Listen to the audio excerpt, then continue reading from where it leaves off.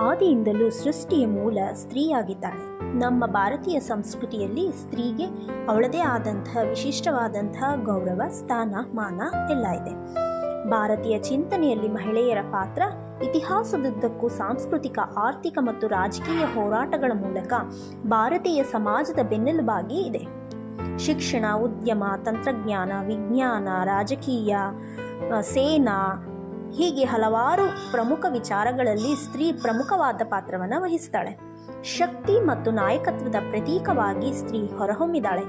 ಭಾರತದ ಸಂಸ್ಕೃತಿ ಮತ್ತು ಸಂಪ್ರದಾಯಗಳನ್ನು ಉಳಿಸಿ ಮತ್ತು ಬೆಳೆಸುವಲ್ಲಿ ಮಹಿಳೆಯರು ಮಹತ್ವದ ಪಾತ್ರವನ್ನು ವಹಿಸಿದ್ದಾಳೆ. ಸಂಸ್ಕಾರವನ್ನು ನೀಡುವಲ್ಲಿ ಮತ್ತು ಸಮಾಜದ ನೈತಿಕ ಅಡಿಪಾಯವನ್ನು ಗಟ್ಟಿಗೊಳಿಸುವಲ್ಲಿ ಸ್ತ್ರೀಯರು ಪ್ರಮುಖರಾಗಿದ್ದಾರೆ. ಇಂಥ ಶಕ್ತಿ ಸ್ವರೂಪಿಣಿಯಾದ ಸ್ತ್ರೀಗೆ ಚಿಂತಕೆಯಾದಂತಹ ಚೀನಾ ಮಂಗಳ ಅವರು ಬರೆದಿರುವಂತಹ ಒಂದು ಗದ್ಯ ರೂಪದ ಪದ್ಯ ಸಮರ್ಪಣೆ.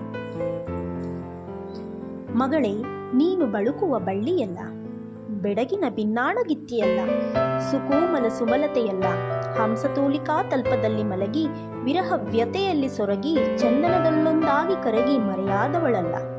ಯಾರೇ ಮುಟ್ಟಿದರೂ, ಮೆಟ್ಟಿದರೂ, ಕುಟ್ಟಿದರೂ, ತಟ್ಟಿದರೂ, ಚಚ್ಚಿ ಚೆಂಡಾಡಿದರೂ ಭೂಮಿಯು ಬಾಯಿ ಬಿಡಿಸಿ ಬಿದ್ದು ಹೋಗುವವಳಲ್ಲ.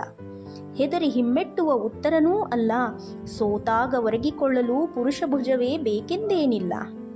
ಎದ್ದು ನಿಲ್ಲು, ಜಗ್ಗಿ ಹೋಗು, ಜಗ್ಗದೆ ಕುಗ್ಗದೆ ಮುನ್ನಡೆದು ಸಾಗು.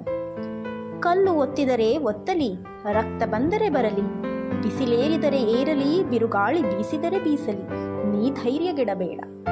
ಬಗ್ಗಿ ಬರಡಾಗಬೇಡ, ಸೋತು ಬೆಂಡಾಗಬೇಡ, ಆತ್ಮಬಲ ಬೆಳೆಸಿಕೋ ಬದುಕ ಬಾಳುವ ಛಲ. ಅತ್ತು ಕರೆದದ್ದು ಸಾಕು, ಉಳಿಸಿಕೋ ನಿನ್ನತನ, ಅಬಲೆಯಾದದ್ದು ಸಾಕು, ನೀ ಆಗು ಕಾಳಿ. ಅಷ್ಟಭುಜ ಬಲೆ ನೀನು, ಖಡ್ಗದಾರಿಣಿ ನೀನು, ತುಂಡರಿಸು ಬಂಧಗಳ. ಚಾಚು ನೀ ನಾಲಿಗೆಯ, ನುಂಗು ಚಿತೆಯ ಮೇಲಿನ ಸತಿಯ ಸುತ್ತಲ ಸುಡುಗಾಡ ಜ್ವಾಲೆಗಳ. ನೆನಪಿಡು, ನೀ ಕಾಳಿ, ನೀ ದುರ್ಗೆ, ನೀ ಶಕ್ತಿ ಸಾಮ್ರಾಜ್ಞಿ.